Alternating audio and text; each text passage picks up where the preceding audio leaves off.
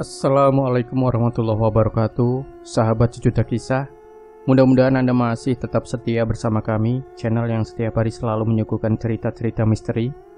Dan kali ini kami masih akan melanjutkan petualangan dari Yuda, sebuah kisah misteri yang berjudul Misteri Sang Bayi. Lagi-lagi aku terbangun dengan dada berdebar-debar. Mimpi itu kembali terulang. Mimpi tentang padepokan Karangsewu yang diselimuti kabut tebal yang begitu gelap dan pekat. Ada apa ini? Apakah ini sebuah firasat? Sejenak aku termenung di atas ranjang, batinku terusik. Terbayang wajah orang-orang yang kusayangi yang ada di padepokan sana. Sebenarnya sejak kemarin aku ingin menghubungi Ki Heru Cokro. Namun jadi hal yang sulit, karena aturan di sana tak mengizinkan adanya alat komunikasi. Kini diriku terus menimbang dan berpikir apa yang harus kulakukan. Akhirnya kumantapkan hati ambil keputusan, aku harus pulang ke Karangsewu. Mimpi yang berulang itu terlalu aneh untuk dianggap sebagai mimpi biasa. Oh, nggak apa-apa Yud, silakan saja. Mestinya kamu nggak perlu repot-repot datang menghadap. Urusan seperti ini cukup lewat telepon saja, ucap Pak Yanto. Aku cuma mengangguk tersenyum. Sejak diriku menolong keluarga Pak Hermawan, sang bos pemilik pabrik tempo hari, Pak Yanto jadi sedikit sungkan padaku. Tapi itu justru membuatku jadi tak enak hati. Apa perlu kamu pakai mobil? Saya bisa pinjamkan mobil kantor kalau kamu mau, tambah Pak Yanto lagi. Aku langsung kaget seketika menampik tawarannya. Nggak perlu Pak, nggak usah. Saya naik motor saja. Lagi pula saya nggak bisa nyetir mobil. Loh, ya nggak apa-apa. Kan kamu bisa minta antar temanmu yang bisa bawa mobil. Bukannya si Arifin itu bisa nyetir mobil ya? Kalau kamu mau, dia boleh kamu ajak. Ya hitung-hitung buat teman di perjalanan. Memang boleh begitu Pak? Ya boleh Yud. Saya ini cuma melaksanakan amanat dari Pak Hermawan saja. Waktu itu beliau berpesan agar saya membantu bila kamu butuh sesuatu. Aduh, kok saya malah jadi nggak enak ya Pak? Alah, nggak perlu sungkan. Kamu jangan menolak bantuan saya. Kalau sampai Pak Hermawan tahu, nanti dia bisa marah sama saya. Apalagi Mbak Erlin. Walaupun dia ada di luar negeri, tapi dia masih sering menanyakan tentang kabarmu. Maaf Pak, ini terlalu berlebihan. Bagi saya, diizinkan untuk cuti saja, saya sudah cukup senang. Begitu. Ya sudah, terserah kamu saja. Kamu boleh cuti selama yang kamu butuhkan. Bebas. Saya nggak bakal lama kok Pak. Mudah-mudahan dalam beberapa hari saya sudah bisa masuk kerja lagi. Oke, silahkan. Kamu hati-hati ya di jalan. Esok harinya, setelah berkemas dan bersiap, aku segera meluncur dengan motorku menuju Karangsewu. Selepas maghrib, aku pun telah tiba di depan gerbang padepokan. Suasananya nampak sunyi. Namun sayup-sayup terdengar suara orang-orang yang sedang khusyuk mengaji. Kumatikan mesin motor dan langsung menuju pintu masuk. Tapi belum sempat mengucap salam, nampak seorang gadis datang menyambutku di depan pintu. Assalamualaikum Mas Yuda. Apa kabar Mas? Ucap Arum dengan wajah yang sangat gembira. Waalaikumsalam. Aku baik-baik saja Rum. Kamu dan yang lainnya gimana? Sehat semua? Alhamdulillah Mas. Ayo masuk. Yeru ada di dalam. Beliau sedang mengaji di musola. Arum menjawab sambil terus kembangkan senyum. Kutemui pamanku yang sedang khusyuk mengaji bersama murid-muridnya. Aku sengaja menunggu. Setelah beberapa saat, dia pun menutup pengajiannya. Assalamualaikum Paman. Langsung kuraih dan kucium tangan pria bersorban itu. Waalaikumsalam. Ya Allah, senang bisa ketemu kamu Yud. Apa kabarnya? Aku baik-baik saja Paman. Maaf kalau aku baru bisa datang sekarang. Sebenarnya sudah lama aku ingin berkunjung, tapi selalu saja ada halangan. Nggak apa-apa. Paman tahu kamu sibuk bekerja. Justru Paman senang. Akhirnya kamu bisa mendapatkan kehidupan normal seperti orang-orang lain. Jawab Ki Heru Cokro sambil menepuk-nepuk pundakku. Sebentar saja kami telah larut dalam perbincangan penuh canda tawa, ditemani Arum yang duduk di samping Ki Heru Cokro, dengan matanya yang tak lepas memandangiku sambil terus tersenyum senang. Setelah puas melepas rindu, akhirnya ku sampaikan maksud kedatanganku. Ku ceritakan tentang mimpiku yang selalu berulang, tentang padepokan ini yang diselimuti kabut kegelapan. Begitu mendengarnya, seketika wajah Ki Heru Cokro berubah jadi tegang. Memang sedikit aneh, tapi mudah-mudahan itu bukan satu pertanda buruk. Ya sudah, lebih baik sekarang kamu istirahat dulu, pasti kamu lelah. Ki Heru coba menyikapinya dengan tenang. Aku langsung diantar menuju ke salah satu kamar. Setelah mandi sejenak ku rebahkan diri melepas penat.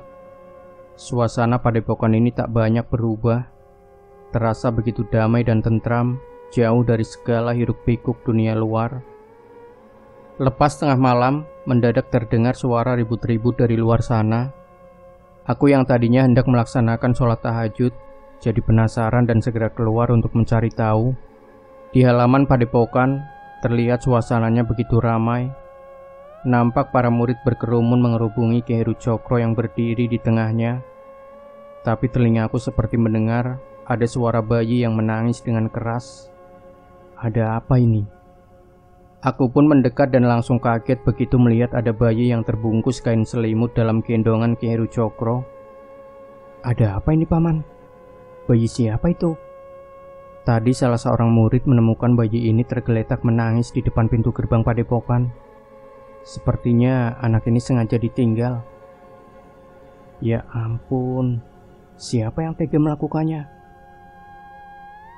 Entahlah Yud, tapi yang pasti kita tak mungkin menelantarkannya. Kasihan anak ini. Maaf Ki, mari biar saya saja. Untuk sementara ini, biar anak ini saya yang urus. Arum mendekat lalu mengambil bayi itu dari tangan Ki Heru Cokro. Setelah bayi itu dibawa Arum, Ki Heru Cokro segera meminta yang lainnya untuk bubar. Namun wajah Ki Heru Cokro terlihat begitu cemas, dan dia pun langsung mengajakku berbicara. Yud, Paman merasakan ada sesuatu yang lain dari anak itu. Sesuatu yang lain? Apa maksud Paman? Ada energi gaib yang memancar dari tubuhnya. Energi yang kuat, namun terasa begitu jahat. Astaga, Paman yakin? Ki Heru Cokro mengangguk, wajahnya amat serius. Lalu dia kembali menambahkan yang langsung membuatku terperangah. Energi itu sama seperti yang terpancar dari dalam dirimu, Yud. Sama seperti saya? Iya. Jadi Paman minta, tolong kamu awasi seluruh area padepokan ini. Paman takut kehadiran bayi itu akan mengundang para lelembut untuk datang kemari. Baiklah Paman, nanti akan kupasang energi pelindung di sekeliling wilayah padepokan ini, sekedar untuk berjaga-jaga. Terima kasih. Paman juga minta kamu bantu Arum menjaga dan mengawasi bayi itu. Paman yakin kalau anak itu bukan anak sembarangan. Iya Paman, Paman tenang saja. Untuk malam ini saya akan terus berjaga. Paman lebih baik istirahat saja. Ki Heru Cokro pun pamit pergi. Aku segera berkonsentrasi untuk memasang energi pelindung di sekitar wilayah ini. Setelah semuanya selesai, aku putuskan kembali ke kamar untuk melakukan sholat tahajudku yang tadi sempat tertunda. Esok harinya, seisi padepokan ikut sibuk mengurusi bayi itu, terutama murid yang perempuan. Silih berganti mereka berdatangan untuk sekedar menengok atau menggendong bayi mungil itu. Berbagai perlengkapan bayi pun segera disediakan, termasuk susu, selimut dan juga pakaian. Tapi selepas sholat isya, mendadak Arum datang dengan tergopoh-gopoh ke musola. Ki Heru, cepat ke kamar Ki. Ada yang aneh dengan anak itu. Kami pun segera menuju ke kamar Arum. dan langsung kaget ketika melihat bayi mungil yang baru kemarin kami temukan. Tiba-tiba saja tubuhnya kini sudah bertambah besar dan sudah bisa berdiri sambil tertawa kegirangan. Subhanallah. Ki Heru Cokro geleng-geleng kepala sambil terus menatap anak itu. Aku dan yang lainnya pun ikut heran. Bagaimana mungkin bayi yang sepertinya baru berusia beberapa hari itu bisa tumbuh besar hanya dalam waktu yang singkat? Sulit dipercaya. Arum, kamu harus hati-hati dengan anak ini. Dia bukan anak sembarangan. Aku sudah minta Yuda untuk membantumu menjaganya. Untuk sementara waktu kita tetap akan merawatnya, berikan dia makanan atau susu sesuai dengan usianya saat ini. Baik Ki, sampai saat ini selain kondisi pertumbuhannya yang aneh, tak ada hal lain yang perlu dikhawatirkan. Arum coba menjelaskan. Ki Heru pun pamit pergi bersama murid yang lain. Aku masih tetap tinggal sambil terus memandangi anak itu. Siapa dia? Siapa orang tuanya? Ki Heru benar. Aku bisa merasakan energi jahat yang terpancar dari anak itu. Mas Yuda, kok malah bengong? Tiba-tiba Arum menyapa yang langsung membuatku sedikit kaget.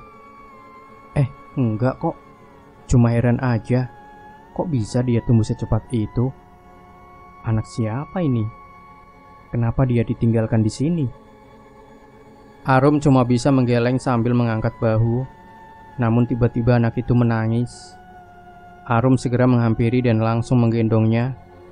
Maaf mas, sepertinya anak ini haus. Padahal belum lama dia minum susu. Mas Yuda bisa tolong gendong dia sebentar. Saya mau buatkan lagi susu untuknya. Aku langsung gelagapan. Seumur-umur aku belum pernah menggendong bayi. Aku gak bisa gendong Rum. Takut malah kecengklak nanti. Masa gak bisa? Sini, biar saya ajarin. Arum langsung mendekat, lalu menyerahkan anak itu kepadaku. Yang jadi bingung sendiri harus bagaimana. Nah, ini tangan Mas Yuda yang satu lagi tahan di sini. Biar leher anak ini tetap terjaga. Nah, begitu. Tuh bisa. Arum tertawa geli melihatku yang begitu kaku. Sejenak aku takjub, rasanya begitu berbeda. Ada perasaan hangat dalam dada begitu memeluk anak ini yang langsung terdiam dalam dekapanku. Wah, udah pantas itu mas. Udah cocok jadi bapak. Ucap Arum yang tersenyum melihatku. Ah, kamu bisa aja. Aku pun cuma bisa tersipu malu. Loh, memang bener kok. Memang sudah waktunya Mas Yuda ini menikah dan punya anak. Ngomong-ngomong, calonnya sudah ada belum? Arum bertanya sambil menuang susu dalam botol. Belum. Aku tak mungkin terus terang pada Arum kalau aku sudah menjalin hubungan dengan Mayang Kemuning. Terlalu rumit untuk menceritakan kisah kami kepadanya. Kamu sendiri gimana? Aku sengaja bertanya padanya untuk mengalihkan pembicaraan. Belum tahu mas. Lawang calonnya saja belum ada. Memangnya kamu gak naksir siapa-siapa gitu? Masa gak ada? Gak mungkin lah. Arum cuma tersenyum sambil menatap ke arahku yang jadi salah tingkah. Ada sih mas, tapi orangnya gak peka. Sudah lama dikasih tanda, tapi malah gak ada respon. Aku kan gak mungkin maju duluan. Malu lah mas. Aku cuma bisa manggut-manggut seolah paham. Padahal aku tak tahu siapa lelaki yang dia maksud. Lalu datang seorang murid perempuan dan langsung tersenyum begitu melihat kami berdua yang sedang berbincang-bincang sambil ngomong anak itu. Wah, Mbak Arum sama Mas Yuda serasi banget ya. Sudah seperti keluarga kecil bahagia. Kami yang terkejut seketika berdiri menjauh sambil tersipu malu. Arum langsung mengambil anak itu dari pelukanku dan segera memberinya susu. Ada apa? Tanya Arum pada murid itu. Ki Heru Cokro minta anak itu dibawa ke ruang semedi.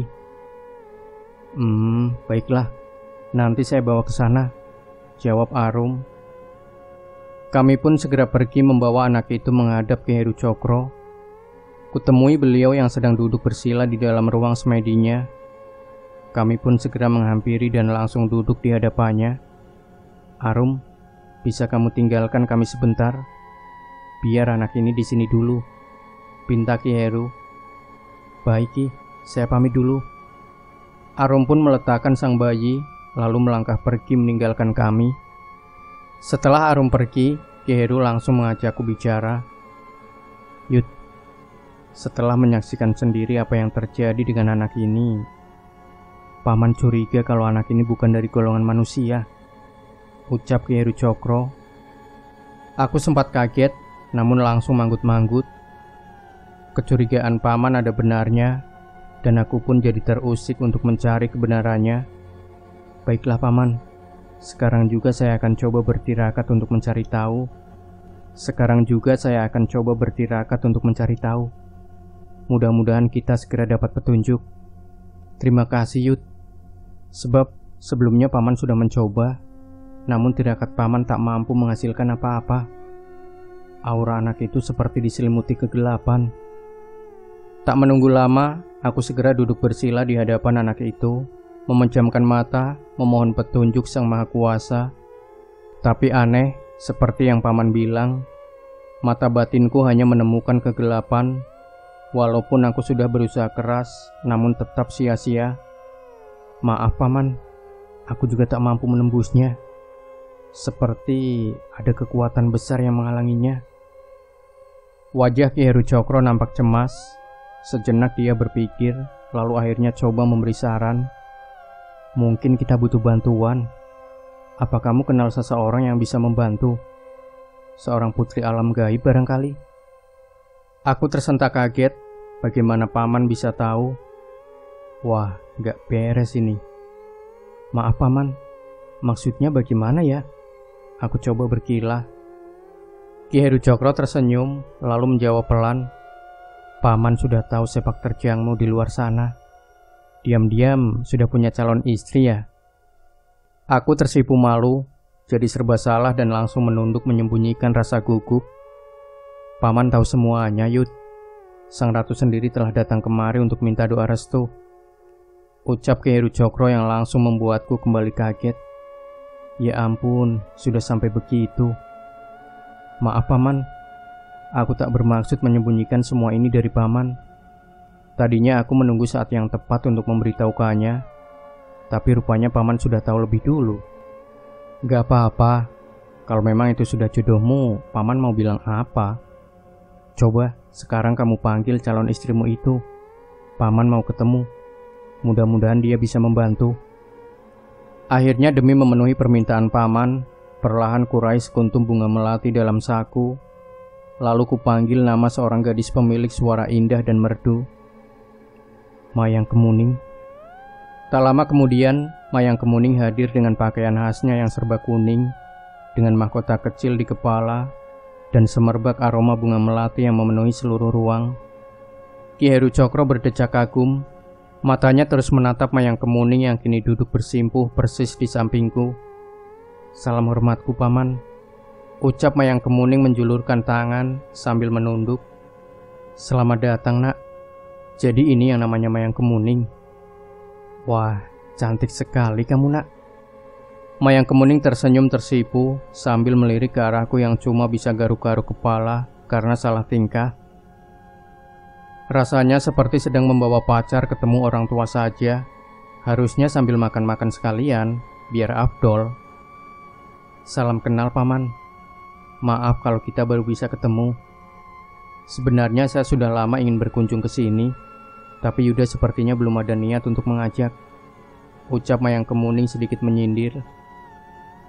Mayang, apakah kamu mau membantu kami? Kamu lihat anak itu. Kami kesulitan untuk mengungkap jati dirinya, pinta Ki Heru. Mata Mayang Kemuning langsung tertuju pada anak itu.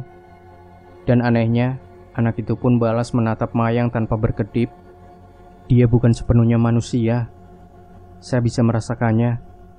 Tapi ada baiknya kita coba cari tahu. Yuda, apa kamu sudah siap? Mayang Kemuning menjawab sambil menyodorkan tangannya meminta untuk kugenggam. Aku pun segera menyambutnya. Lalu Mayang Kemuning memintaku memejamkan mata. Tiba-tiba, sep, diriku bagai melesat dibawa ke suatu tempat dan menyaksikan sebuah rentetan peristiwa yang begitu mencengangkan. Kulihat seorang gadis menangis di hadapan dua sosok jenazah. Dia nampak begitu sedih. Sepertinya jenazah itu adalah jasad kedua orang tuanya. Kondisinya begitu mengenaskan, seperti orang kena teluh. Kemudian gadis itu pergi menemui seorang nenek tua yang langsung membawanya ke dalam sebuah hutan. Dalam hutan itu, sang gadis bersemedi. Terlihat kesungguhan dan tekad yang kuat terpancar dari wajahnya. Sampai pada akhirnya muncul sesosok iblis, namun menjelma dalam bentuk manusia yang sangat gagah dan tampan. Dia menawarkan sebuah perjanjian dengan sang gadis, dan gadis itu pun menyanggupinya. Dendam telah menguasai hatinya. Kemudian mereka berdua melakukan hubungan terlarang yang merupakan syarat dari sang iblis. Dan pada akhirnya, berkat bantuan iblis itu, sang gadis mampu membalaskan rasa dendamnya. Namun itu semua hanyalah awal dari sebuah bencana. Sang gadis akhirnya mengandung janin haram dari sang iblis yang telah pergi meninggalkannya. Karena sesungguhnya, semua itu hanyalah tipu daya sang iblis yang sejatinya cuma ingin mengumbar hawa nafsu. Tapi kesengsaraan sang gadis tak hanya sampai di situ. Janinnya yang berasal dari benih sang iblis ternyata menjadi buruan dari para manusia penganut ilmu hitam, karena darahnya diyakini memiliki kekuatan supranatural yang sangat besar dan kuat. Akhirnya, gadis itu hidup dalam pelarian. Dia selalu diburu manusia-manusia durjana yang ingin memiliki bayi yang dikandungnya. Gadis itu sempat ingin menggugurkan sang janin, namun semua usahanya dia urungkan. Karena dengan sangat ajaib, perutnya cepat membesar hanya dalam hitungan minggu. Kemudian bayi itu pun lahir. Dalam keadaan yang takut, bingung dan juga khawatir, akhirnya sang gadis meninggalkan bayinya di Padepokan Karangsewu. Sepertinya gadis itu percaya Ki Heru Cokro dan Padepokannya akan mampu melindungi putranya agar tak jatuh ke tangan para manusia sesat yang haus akan kekuatan hitam. Dan pada akhirnya, gadis itu tewas menceburkan diri dari tebing karang, hilang disapu ombak yang ganas. Sangat memilukan. Aku tercekat. Rentetan peristiwa yang baru saja kulihat begitu mengaduk perasaan dan juga emosi. Aku dapat merasakan kepiluan, dendam, rasa takut, dan juga putus asa yang dialami gadis itu. Dan setelah semuanya berakhir, aku kembali membuka mata. Kulihat Mayang Kemuning masih ada di hadapanku. Sekarang kamu sudah tahu siapa sebenarnya anak ini. Ketahuilah, para manusia yang membunuhnya kini sudah tahu keberadaannya di sini. Kamu dan pamanmu harus hati-hati. Jelas Mayang Kemuning panjang lebar. Aku cuma bisa mengangguk. Langsung kusampaikan semua hal itu kepada Ki Heru Cokro. Dan Ki Heru Cokro pun langsung terdiam. Dia nampak berpikir keras. Masya Allah, jadi begitu ceritanya. Tragis sekali. Baiklah, biar bagaimanapun kita harus melindungi anak ini. Kalau memang benar apa yang dikatakan Mayang Kemuning tadi, ada baiknya kita segera siap-siap. Namun mendadak anak itu menangis keras. Kami sempat kebingungan. Lalu Ki Heru Cokro memintaku untuk segera memanggil Arum. Astaga, kenapa nangis? Arum segera menghampiri anak itu dan langsung menggendongnya. Tapi tangisannya tak juga berhenti, sambil terus menunjuk-nunjuk ke arahku. Kenapa begitu? Sepertinya anak ini lapar. Mas Yuda, bisa minta tolong gendong sebentar. Saya mau buatkan makanan untuk dia. Ini sepertinya dia minta digendong sama Mas Yuda. Mungkin dia pikir Mas Yuda ini bapaknya. Ucap Arum entah serius atau bercanda. Aku tak mampu menolaknya saat Arum menyerahkan anak itu kepadaku sambil kembali berkelakar. Nak, kamu ikut bapak dulu ya. Ibu mau buatkan makanan sebentar. Ucapnya lalu mengusap-usap kepala anak itu sambil melirik penuh arti ke arahku, lalu berbalik pergi. Aku cuma tersenyum. Ki Heru Cokro pun juga ikut tersenyum. Namun senyumanku seketika hilang begitu menyadari kalau Mayang Kemuning sejak tadi masih ada di situ dan melihat semua adegan tadi. Astaga, Bisa perang ini. Benar saja, gadis gaib calon istriku itu langsung pasang wajah super cemberut. Matanya tak lepas terus menatap sinis ke arah Arum yang melangkah kian menjauh. Tapi dalam hati aku jadi sedikit bersyukur. Kalau ini terjadi di tempat lain, mungkin aku sudah habis diunyeng-unyeng. Terlihat jelas dari wajah Mayang Kemuning yang nampak begitu gregetan dan kini beralih menatap tajam ke arahku.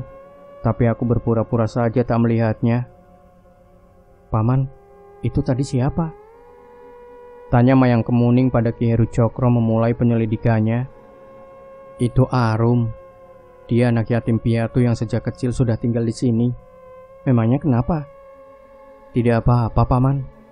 Dia cantik ya," balas Mayang Kemuning sambil kembali melirik ke arahku yang sejak tadi sengaja terlihat sibuk menimang-nimang si bayi. Ki Heru Cokro cuma tersenyum. Entah dia paham atau tidak dengan situasi genting ini, tapi akhirnya Mayang Kemuning pamit undur diri. "Maaf Paman, kalau tak ada lagi hal lain, saya hendak pamit dulu," ucap Mayang Kemuning dengan nada suara sedikit bergetar menahan emosi. Ki Heru Cokro langsung tersenyum. "Baiklah nak, terima kasih atas bantuanmu. Sampaikan salamku pada ibumu." Mayang Kemuning pun menghilang pergi, membuatku jadi bernafas lega. Asal tahu saja, lebih baik aku menghadapi puluhan siluman setan belang daripada harus menghadapi Mayang Kemuning yang ngamuk tak karuan, gak ada obatnya. "Paman, anak ini sudah tumbuh besar. Apa tidak sebaiknya dia kita beri nama?" saranku pada Ki Heru Cokro yang langsung manggut-manggut tanda setuju. "Betul. Kalau begitu, kita beri nama dia Panji. Bagaimana?" Ki Heru kembali minta pendapatku. "Panji? Wah, bagus sekali Paman. Sepertinya cocok dengan anak ini." Aku menatap anak itu yang terus diam dalam gendonganku.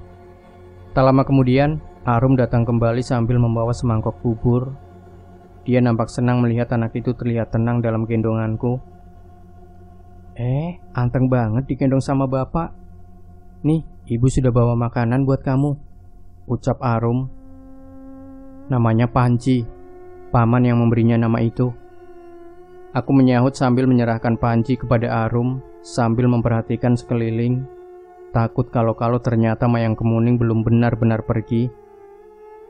"Panji. Wah, gagah banget namanya. Cocok sekali," balas Arum sambil mulai menyuapi Panji yang langsung lahap memakan bubur yang diberikan kepadanya.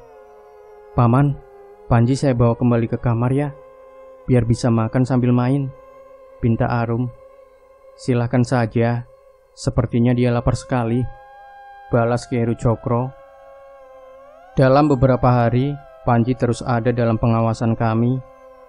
Anak itu terus tumbuh kian besar dan tak lazim. Bayangkan saja, hanya dalam waktu seminggu lebih, tubuhnya kini sudah sebesar anak seusia 3 tahun. Luar biasa. Namun kini mulai ada yang aneh dari fisiknya. Sekujur tubuh anak itu kini ditumbuhi rambut-rambut halus, bahkan sampai bagian wajahnya. Nampak juga tumbuh sepasang taring kecil yang tersembul di kedua sudut bibirnya. Hingga pada suatu malam, suasana terasa begitu lain. Aku merasakan ada hawa gaib yang begitu besar muncul di sekeliling area padepokan. Ki Heru Cokro yang juga ikut merasakannya langsung memintaku untuk waspada.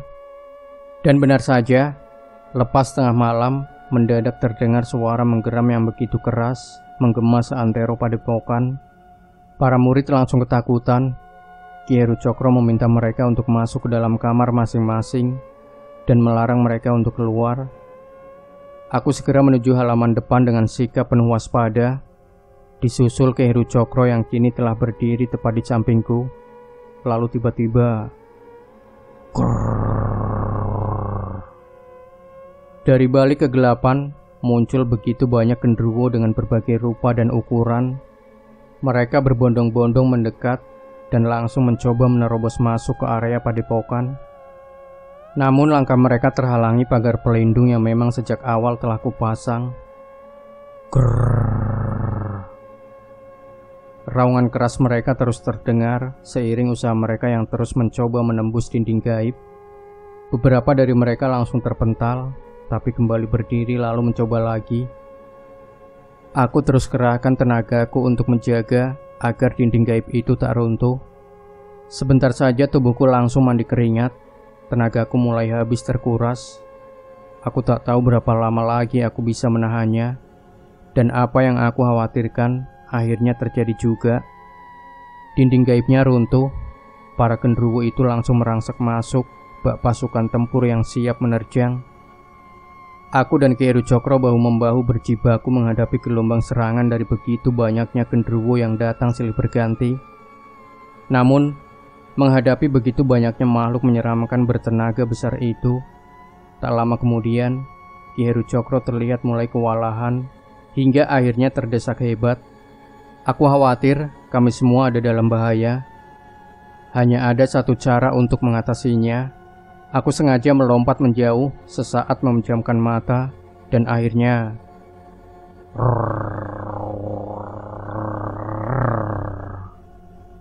aku berteriak keras seiring tubuhku yang perlahan berubah. Seluruh kulitku muncul sisik-sisik ular berwarna keemasan, mataku merah menyala, lidahku menjulur panjang dengan ujungnya yang terbelah dua. Melihat hal itu, Ki Heru Cokro langsung melompat mundur, kemudian berdiri di depan pintu gedung demi untuk berjaga-jaga. Tapi tidak denganku. Aku langsung melompat menerjang gelombang barisan genderuwo yang berlapis-lapis.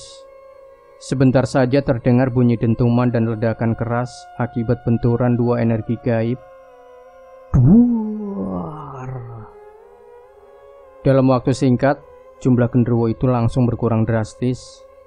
Namun ternyata yang lainnya terus berdatangan dalam jumlah yang kian banyak dari segala penjuru.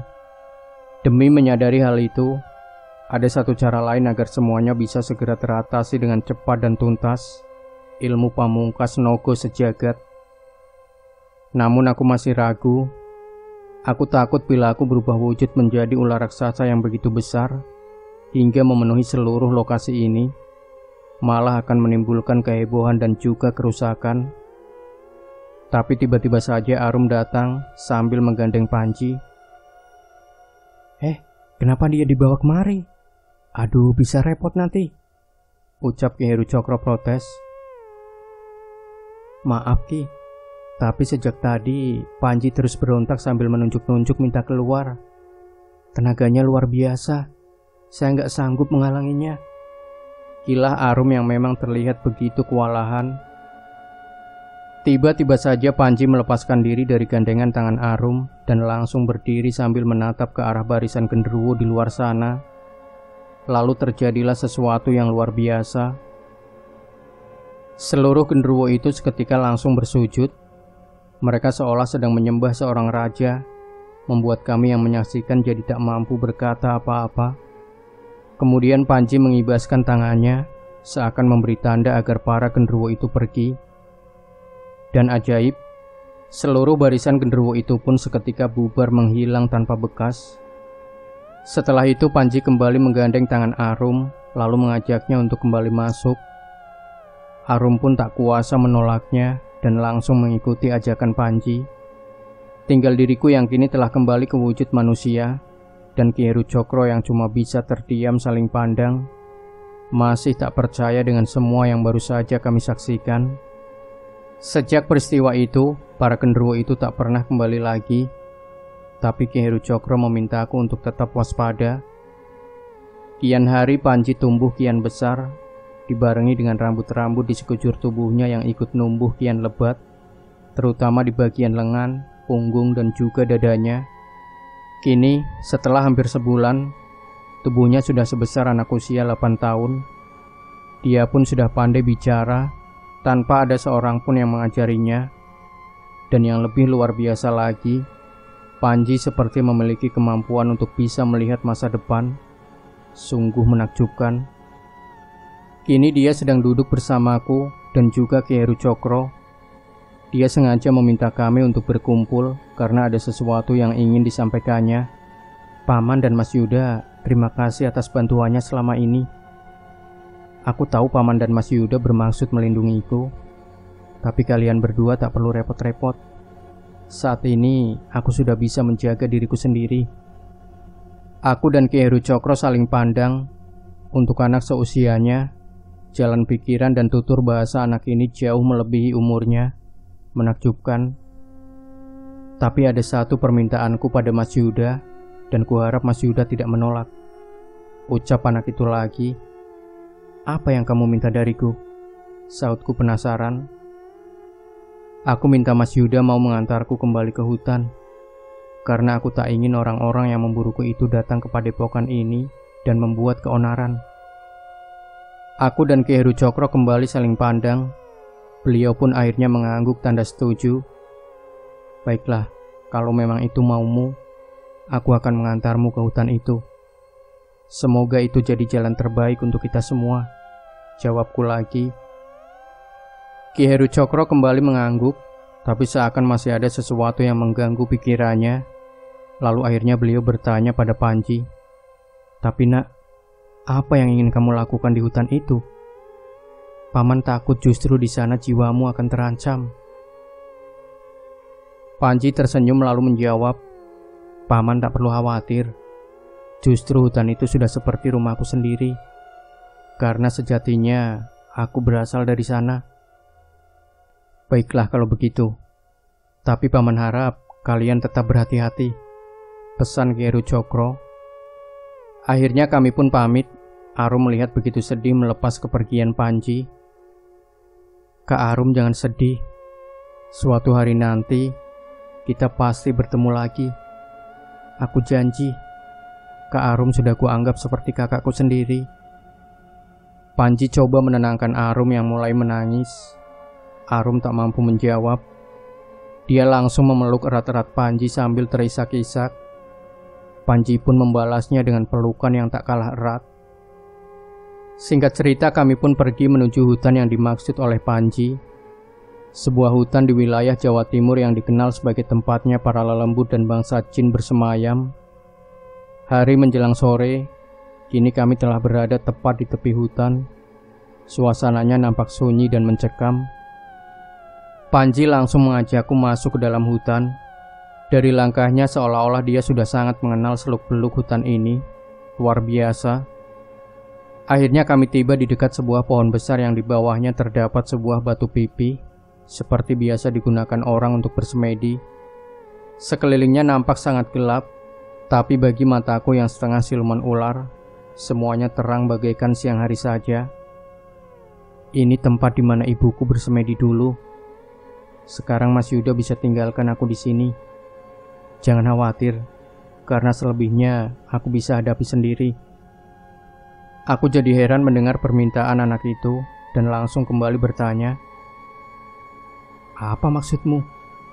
Bukankah saat ini masih banyak manusia-manusia jahat yang akan datang mengejarmu? Tak mungkin aku meninggalkanmu sendirian di sini." Panji cuma tersenyum lalu menjawab, "Mas Yuda lupa ya? Aku dapat menangkap gambaran masa depan. Jadi aku tahu apa yang harus aku lakukan. Lagi pula, memang takdirku untuk menghadapi semua ini seorang diri." Aku tertegun, anak ini memang luar biasa.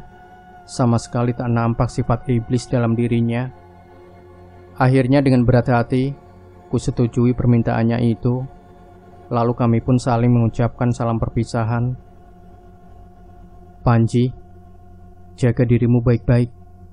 Semoga kamu selalu dalam lindungan Sang Maha Kuasa. Kalau kamu butuh bantuanku, kamu tahu harus bagaimana," ucapku sambil menepuk-nepuk pundaknya. "Terima kasih, Mas. Semoga kita semua diberikan yang terbaik." Sampaikan salam hormatku pada Ki Heru Cokro dan seluruh penghuni padepokan. Suatu saat nanti, kita pasti berjumpa lagi, ucapnya sambil tersenyum. "Oh ya, sampaikan juga salamku pada Kak Mayang Kemuning. Aku pasti akan hadir pada hari pernikahan kalian nanti," sambung anak itu lagi. Aku terkejut, tapi kemudian tertawa sambil geleng-geleng kepala. "Kamu sungguh anak yang luar biasa. Senang bisa mengenal dirimu. Aku pamit, sampai jumpa lagi," ucapku memberikan salam yang terakhir.